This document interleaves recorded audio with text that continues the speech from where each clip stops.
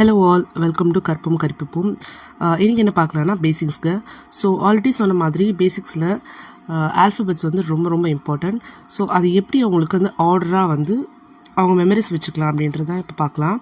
So first ஆல்ஃபபெட்ஸில் 26 letter இருக்குது. So 26 லெட்டர்ஸில் பார்த்திங்கன்னா 6 அந்த மாதிரி நம்ம டிவைட் பண்ணிக்கலாம். ஸோ நான் பார்த்தீங்கன்னா ஃபர்ஸ்ட் 6 லெட்டர் எடுத்திருக்கேன். 6 லெட்டரில் வந்து A to F வரைக்கும் எடுத்திருக்கேன். ஸோ இந்த A to F என்ன பண்ணுங்கள், ஷஃபில் பண்ணி எழுதுங்க. ஷஃபில் பண்ணி எழுதிட்டு ஃபர்ஸ்ட் அவங்க வந்து சிங் பண்ண சொல்லுங்கள். ஸோ ஆல்ரெடி தேனும் இப்போ கிண்டர் கார்டனுக்கு பார்த்தீங்கன்னா ஏபிசிடி ரைம்ஸ் வந்து நல்லாவே தெரியும். ஸோ அந்த ஏபிசிடி ரைம்ஸும் அவங்க சிங் பண்ண சொல்லுங்கள். ஸோ பண்ணும்போது அந்த நாங்கள் ஷஃபில் பண்ணி போட்டிருப்போம் இல்லையா, அதில் ஏன் எங்கே இருக்குது அப்படின்னு சொல்லிட்டு ஐடென்டிஃபை பண்ண சொல்லுங்கள். ஸோ ஏ அப்படின்றத கீழே வந்து எழுத சொல்லுங்கள். தென் வந்து பி. ஸோ இந்த மாதிரி வந்து அவங்க சிங் பண்ணிகிட்டே ஏபிசிடி அந்த சிங் பண்ணிகிட்டே அவங்க பண்ணும்போது அவங்களுக்கு ஈஸியாக மெமரைஸ் ஆகும்.